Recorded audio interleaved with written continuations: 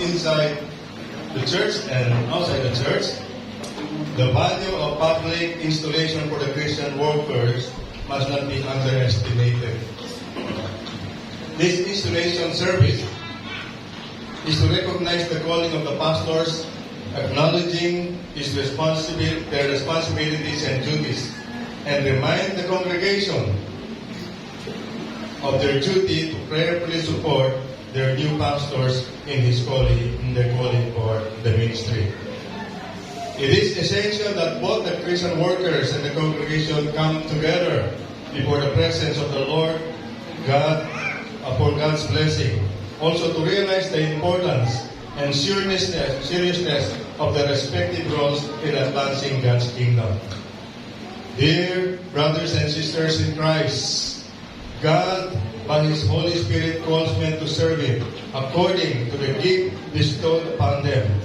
We read in Ephesians chapter 4, 11 and 12, and He gave some to be apostles, some prophets, and some evangelists, and some pastors and teachers for the perfecting of the saints into the work of the ministering unto the body of building up of the body of Christ. Therefore, the Lord has included in His ministry to the church the office of pastor. For this particular installation, we install Pastor Dante Mirando and Pastor Demi Ordis, to whom the care and leadership for the people of this church is committed. May I ask them to please come up here? Actually, there are 3 pastors, but 1 pastor will be installed in the presence of the congregation, of this congregation in Pasig. No.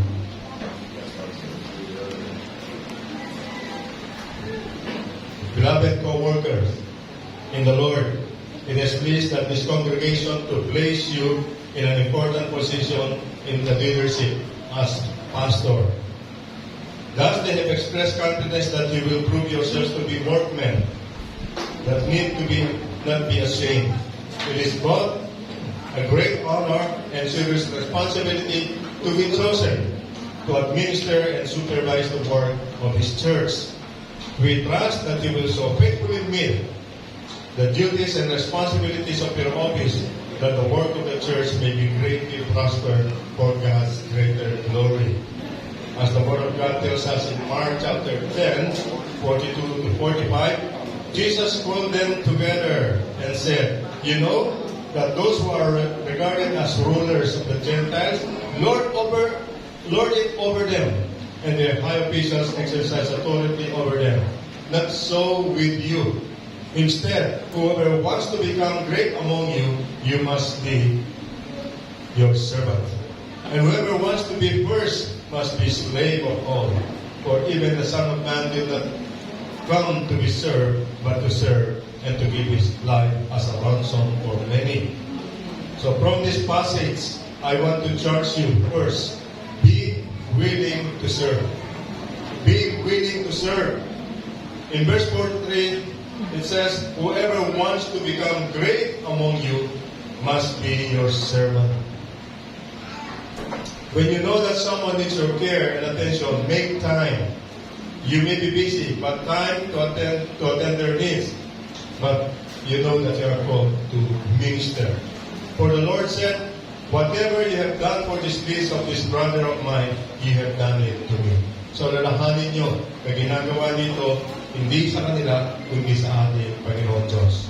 Serve as if you are serving God, that man. I know you are working, but do what you can do. Give what you can give and serve in the capacity you have. The greatest joy you now have is when you know that you are accomplishing the will or the calling of the Lord. And you know that you are called in the ministry when you find joy in serving Him by serving His people. Not for money, not for popularity, but for the glory of God. So first, be willing to serve. Second, be willing to serve sacrificially. Verse 45 says, "For even the Son of Man did not come to be served, but to serve, and to give His life as a ransom for many." that is a picture of sacrifice, no? To give his life. Be willing to serve, but serve sacrificially. Not just on the time that you want to serve the Lord, no? But there are times that it will require your time, no? It will require your resources. But believe that the Lord is there, no, to fill whatever needs you have. Now that you have responded to serve the Lord, you just receive an important role in the church. Mahalaga ito, no? In the ministry. This role in the church is important that requires a lot from you. You will learn to sacrifice a lot.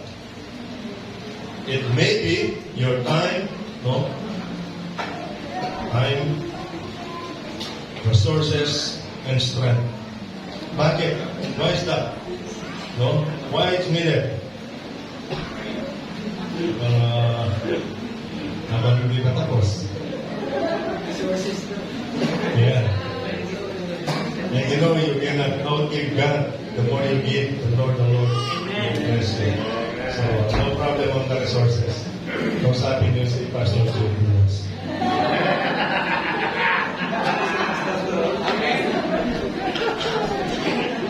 Mas nakakausapin ko mamaya. Then Parker said to his son, with great power comes great responsibility. Very popular statement that may be true in your life, but biblically we see from everyone who has been given much, much will be demanded. And from the one who has been entrusted with much, much will be asked. No? Mas marami. But I believe, no, if the Lord requires you that much, the Lord will bless you, no, because the Lord will not put you to a place where the Lord will not be with you. Now that you are elevated to be pastor, which we all know is great responsibility, it will require a lot of sacrifices. Everyone can serve, but not everyone will serve sacrificially. And you will be the one to exemplify that. Third, first, be willing to serve. Be willing to serve sacrificially. Be willing to serve sacrificially with humility. And whoever wants to be first must be slave of all. As pastors, you will be looked up to as a leader, spiritual and model of faith. You are put on a pedestal as someone above the rest of the other members of the church. In fact, no, they say anyone who stands behind the pulpit appears handsome, no, guapo.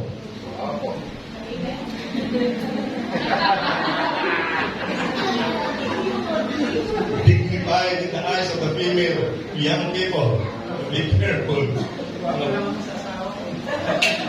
Taken na sila. Many young people will see you differently from other young people maybe. No? Meron kayong lead, meron kayong points, no? Because of your position. But I believe, no, you will be faithful to the calling. Keep your feet on the ground. Stay humble and reachable. Baka after the installation ay may yung hangin, no? Same pa rin. Okay. Remember the words of John the Baptist.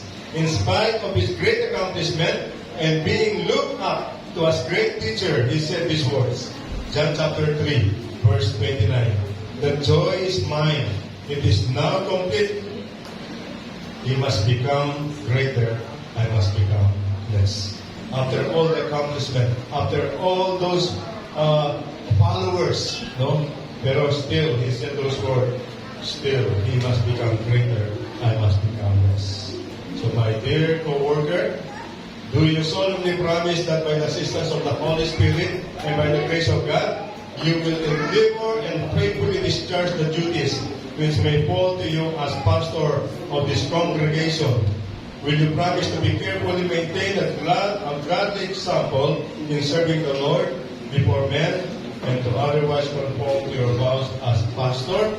If you do so, please answer, I do promise by the grace of God. I promise by the grace of God. Indeed, it requires God's grace to accomplish such calling from the Lord.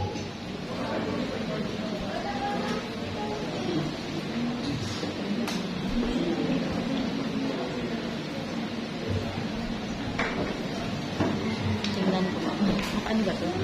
Ay, sige, stop. Receive this Bible, read and meditate on it day and night so that you will be prosperous and successful. This is where the source of your teachings will come from, the source of strength to accomplish your every responsibility, the source of wisdom and knowledge in doing the ministry.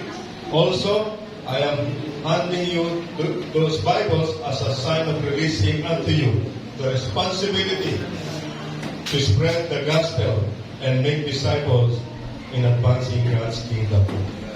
May I now ask the congregation to please stand. To the congregation, I charge you that as Aaron and Hur upheld the hands of Moses, so you support this pastor with your cooperation and earnest prayers. Huwag niyo po silang kalimutan sa panalangin. So do you, the members of this congregation, wholeheartedly receive Pastor Dante Mirando, Pastor Demi Ortiz, whom we call to be one of the pastors of ACCS. Do you promise to remember him in your prayers? Encourage him in his challenging responsibility and provide for them adequate support needed for their family and for the honor and glory of God.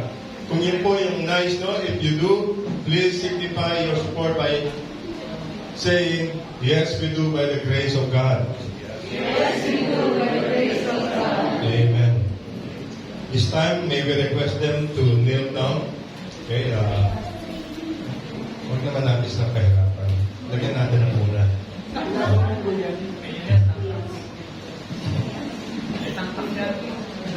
Please kneel down as a sign of surrendering your life to the ministry. On that side, may I ask the family, the wife or children, pwede pong tumayo doon. You are part of the ministry. You know, sa kama ko, kapag kayo ay asawa ng pastor, no?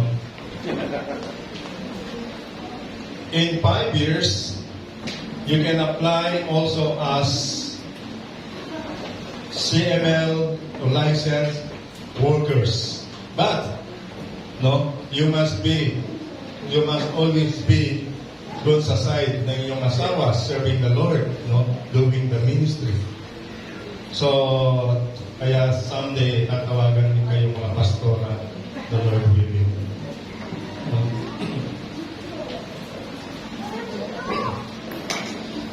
As Timothy was set apart for the ministry, so I do the same to you as it is written in 2 Timothy chapter 2 verse 21. If you keep yourself pure, you will be a special utensil for honorable use. Your life will be clean, and you will be ready for the Master to use you for every good work. Now, I anoint you with oil as a symbol of setting you apart for the ministry the Lord calls you.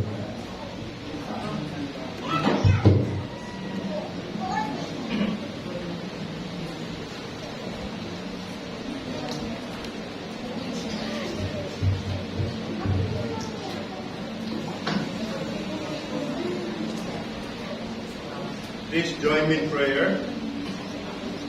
Our God and Heavenly Father, we come before your holy presence with humility in our hearts because we believe we are not worthy to serve you, but by the grace of the Lord Jesus Christ, you have allowed us, Lord, to become part in advancing your kingdom. And with us in the middle are our pastors, new pastors, who have responded, Lord, to your calling to serve you by serving your people and the community. This time, Lord, we thank you, Lord, that we are part in committing them unto you. And we ask, O Lord, that you bless them with wisdom. Bless them, Lord, with your divine protection. Bless them, Lord, with all their needs. Bless their loved ones, their families, their partners in life, O God, their wives, their children. Bless, O Lord, these workers of yours that we are now committing unto you, that they will be able, Lord, to accomplish what you have required from them, O Lord, to accomplish. We pray, O Lord, that you will allow your Holy Spirit, Lord, to dwell in their hearts, to empower them, and may the anointing of the Holy Spirit be upon them, so they will be able to fulfill your will, your calling sa kanilang life. And now, we install into the office of Pastor Dennis Ortiz and Pastor Dante. In the name of the Father, and of the Son, and of the Lord, and of the Holy Spirit, may the Lord bless you. May the grace of our God the Father, and the love of the Lord Jesus Christ, and the communion of the Holy Spirit be with you. Amen. Amen. Amen. Palakpakan po natin.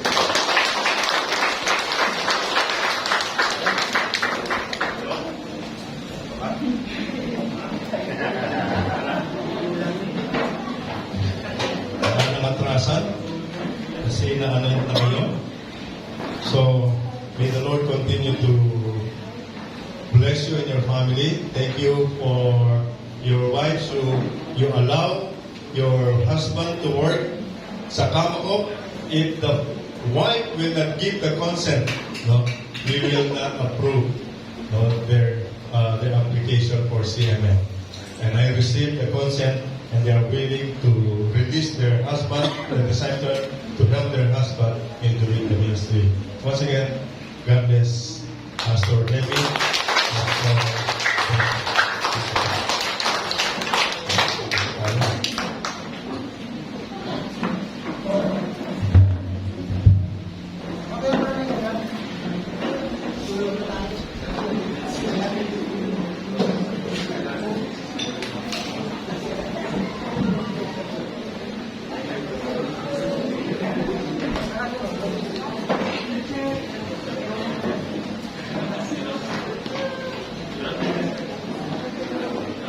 Okay.